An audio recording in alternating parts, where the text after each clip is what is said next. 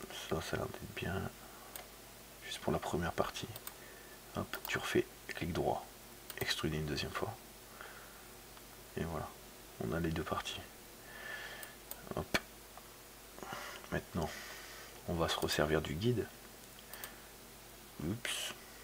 Voilà, ça c'est moi qui ai oublié de me mettre en sélection. Tu lâches le polygone éditable. Tu te remets en sélection. La hauteur. Donc j'ai dit 16,1. Donc 16,1. Non, 161, qu'est-ce que je suis con. J'ai dit multiplié par 10. Donc elle doit faire ça de hauteur la pièce. Ouh, c'est grand. C'est grand. Ça me paraît très grand.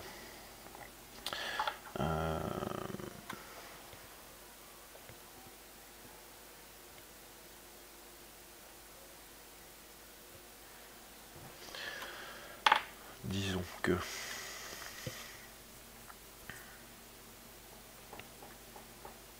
on va le faire à 160 déjà. Ça va pas changer grand chose. On le fait à 160. Hop. Je centre le pivot sur l'objet, comme ça j'ajoute à 0.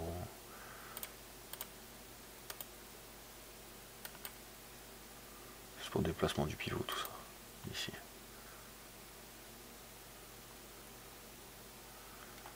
Et comme ça je peux le remettre à 0. Ça à 0. Et là, je peux faire joujou. On sélectionne la pièce là. On se remet en modifier. On sélectionne tous les vertex ici. Contrôle. Tous les vertex ici. Échelle. Hop. Magnifique. Ici, on va les redescendre un peu parce qu'ils sont un peu trop à mon goût. Attends, je regarde ta pièce là, si c'est au milieu, si c'est pas au milieu. C'est compliqué. Ouais, ça a l'air à peu près au milieu. On va dire ça. Voilà. Parce que ça c'est chaud, je peux pas prendre des dimensions là-dessus. J'ai pas d'angle pour prendre des dimensions, puis à coulisses là-dessus. Tac. Voilà. Bon, maintenant au-dessus c'est courbé. Ça arrondit. Donc ce qu'on va faire, on va sélectionner les vertex au-dessus, des deux côtés. Paf. On se met en échelle. On reste en échelle comme on avait fait. Et là on peut sélectionner ici. Hop. J'ai oublié de faire un truc alors. Il y a le centre. Le centre, on va refaire le même truc. Tac. On sélectionne ici. Contrôle. On sélectionne en dessous. N'oublie pas, hein, pour te déplacer comme ça, c'est avec Alt et la roulette de ta souris appuyée.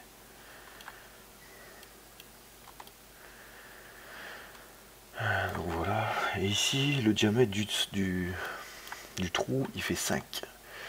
Donc, on va faire une insertion. Paf, on s'en fout de l'insertion. De toute façon, il va pas me donner la bonne insertion ici, donc on s'en fout. On fait au pif. On reprend le guide. Sélectionne le plan qui est au milieu là. Alors, rayon. Rayon, s'il fait 5 de diamètre, 2,5 de rayon. Non, 25 de rayon, pardon. Multiplié par 10. Non, mais moi ça fait longtemps que je le fais, ça a du mal à rentrer cette histoire de multiplier par 10. Voilà. Donc, tu vois, on y est presque. J'étais pas loin, au pif. Tu sélectionnes ici. Tu fais bien attention de sélectionner que cela. Parce que là, tu vas sélectionner au-dessus. Et en dessous, du coup, tu es au-dessus. Tu comprends? Et là, bah, tu peux faire joujou. Avec ton échelle. Hop, tu mets ça bien. Tac. Voilà. Tu as ton diamètre parfait au milieu.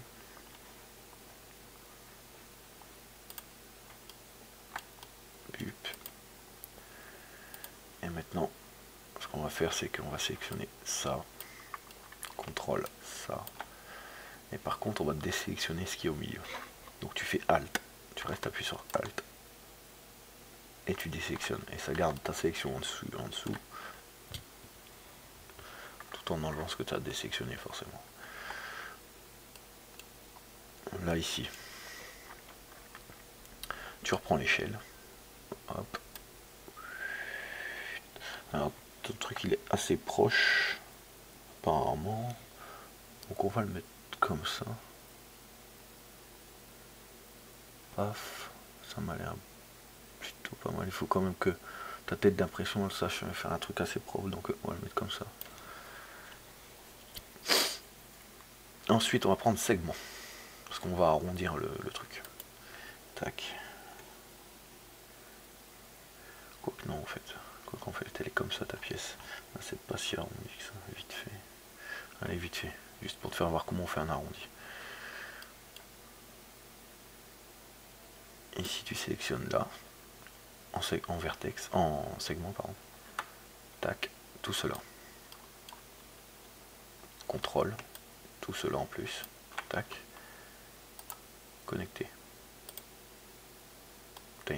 Voilà, tu as deux segments qui se sont ajoutés là et là. Ok. Pour faire un arrondi, tu prends ton échelle. On est toujours en échelle. Tu bouges comme ça.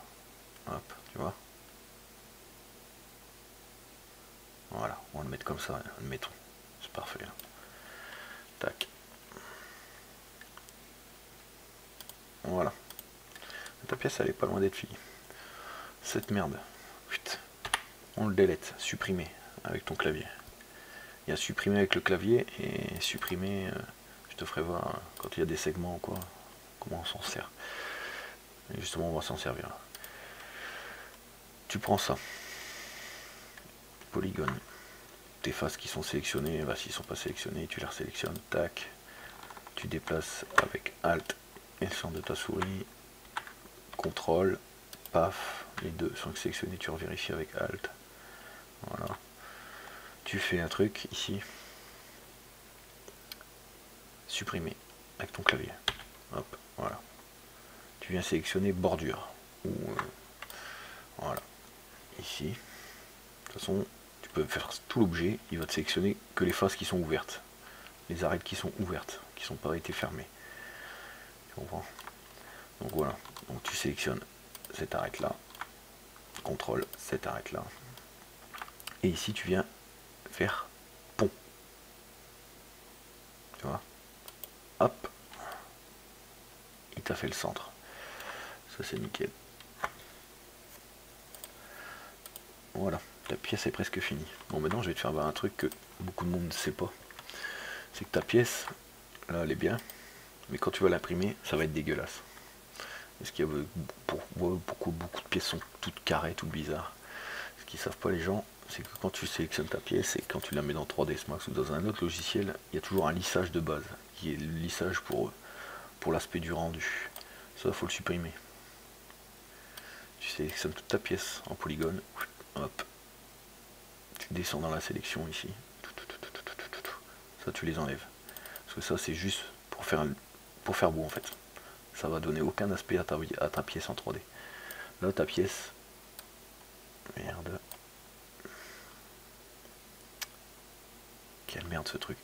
Ta pièce, voilà, regarde la gueule qu'elle a si tu l'imprimes maintenant. Tu vois un peu le délire? Donc là c'est encore moche, on est d'accord. Ça va pas imprimer, enfin, il y en a ils impriment comme ça, moi ça m'intéresse pas de faire de la merde ça. Ce qu'on va faire ici, tac, on va faire du travail du high poly en fait. Pour avoir un truc bien lisse et bien propre à l'impression. Tu prends boucle rapide. Tac. Ça va t'aider à déterminer toutes tes arêtes complètement. Par exemple, quand tu as des arêtes que tu veux qu'ils soient bien nettes, comme là ici, il faut qu'elles soient nettes, tu vois. Parce que je vais te faire voir, attends, je vais t'expliquer tout de suite. Tu vas devoir faire ça. Ici, tu appuies sur L, tu cherches lissage, maillage. tu sélectionnes. Voilà, ta pièce elle est en lissage maillage, en high polygone. Là, c'est dégueulasse, on est bien d'accord. On revient en poly éditable, tu laisses toujours ton lissage maillage ici. Tu reprends ton boucle rapide. Tu viens faire ça.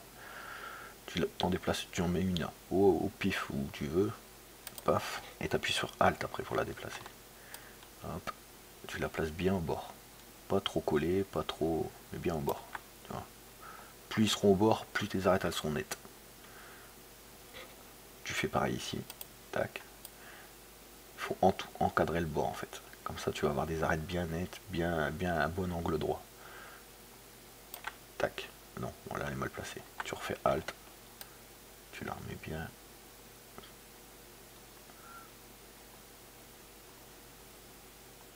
Après, moi j'aime bien que ce soit précis, mais bon, c'est pas, t'as pas obligé de casser trop la tête. Hein. Tu les mets un peu au bord et c'est bon, quoi. Tu fais tac,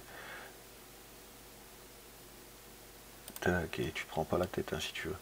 Mais moi j'aime bien que ça soit bien fait. Hein, je refais Alt et je les remets bien correctement. Voilà. Là ici, on veut que ce soit rond. Donc celle-là, on va pas y toucher d'arête. Tu vois, si on met là, ça va faire un angle. Donc on va pas y toucher. Et tu vas voir que ça va arrondir parfaitement en fait. Je vais voir la différence avec l'autre. Par contre ici, il y a une arête. Donc là, on le fait aussi. Tac.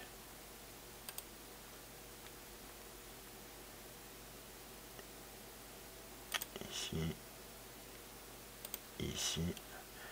Tu vois, c'est toutes des arêtes qui sont bien nettes, ça, donc il faut les mettre.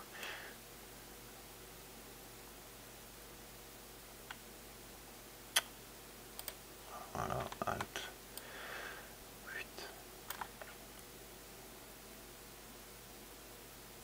Et des fois elles sont chaudes à placer. C'est pour ça que c'est bien d'avoir l'outil avec Alt, parce que sinon t'arrives pas à les mettre, c'est la merde.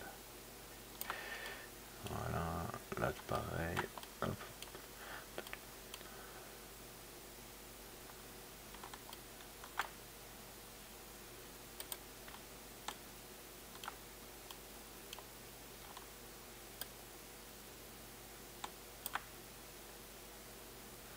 Bon, regarde, maintenant tu vas comprendre pourquoi.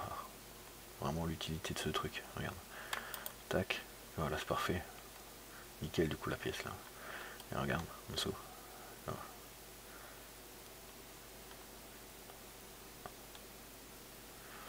Donc voilà, on repasse en poly et on continue. On fait bien toutes les arêtes bien nettes. Ah, quelle merde.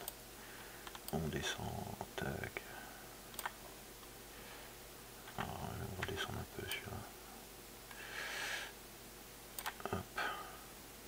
Hop. Hop.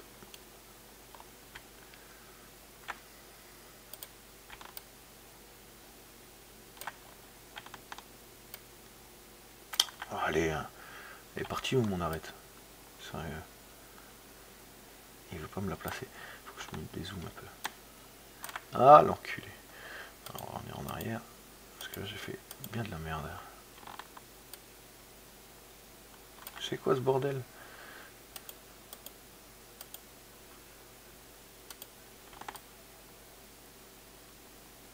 Ouais.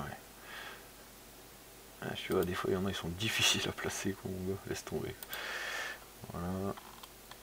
Là, on continue, on refait le même que de l'autre côté. Sans oublier qu'il y a l'arrondi, donc pas taper dans l'arrondi là-bas en haut.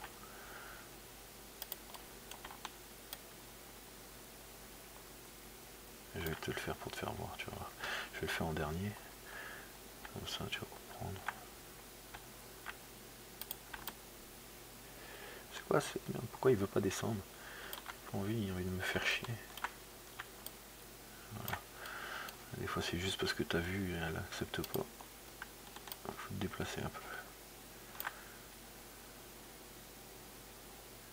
Tac. L'arrondi, là, on n'y touche pas, on a dit.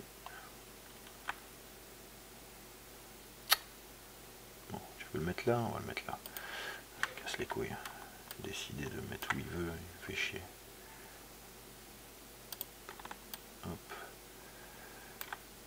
Heureusement que dans cette fonction, il y a Alt pour le rattraper, parce que sinon tu pourras jamais le mettre comme il faut.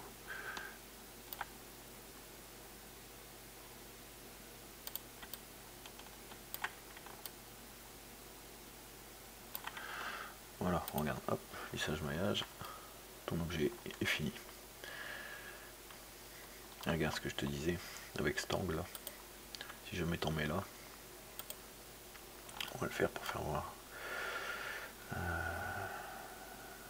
Hop.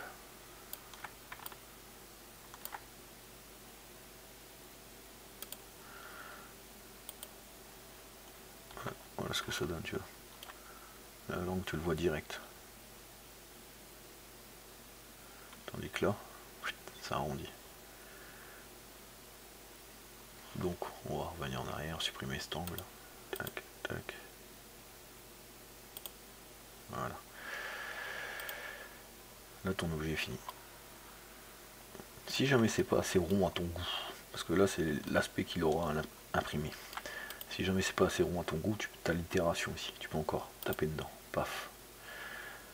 Le seul truc, c'est que si tu en mets trop, ça va faire bugger ton PC, ça. Parce que c'est très très gourmand l'itération. Donc t'en mets 1, 2, 3, 4 grands maximum. Et c'est tout, quoi.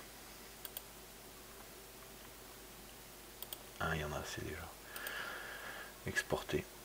Alors ici, pour exporter, pour l'exporter en STL, t'as qu'une seule solution. Tu peux pas aller dans exporter, nana, ici. Tu cliques sur exporter, simplement. Il faut que tu aies sélectionné ta pièce que tu veux exporter. Ça, il faut pas que j'oublie de te dire. Par exemple, si tu as deux pièces, tu sélectionnes cette pièce-là, tu fais CTRL, tu sélectionnes l'autre pièce, et après tu fais exporter. Tu comprends? Donc là, tu sélectionnes cette pièce-là,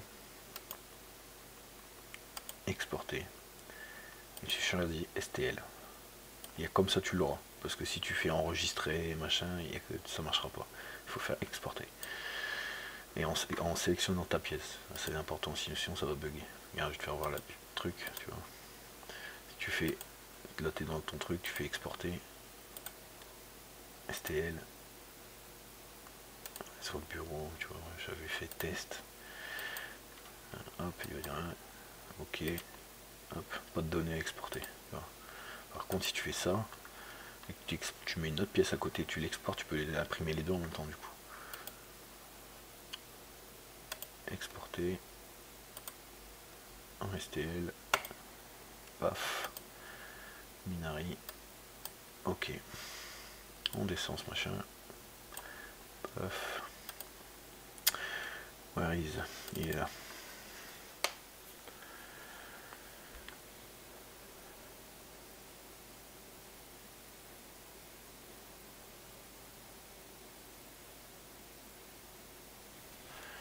Et voilà.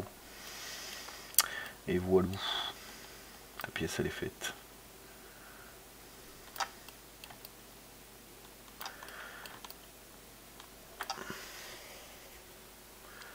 La classe. Après t'as plus qu'à te démerder. Moi je ferais en 0,4 et plein pour imprimer ça, je pense. Comme ça. Ça va print nickel comme ça.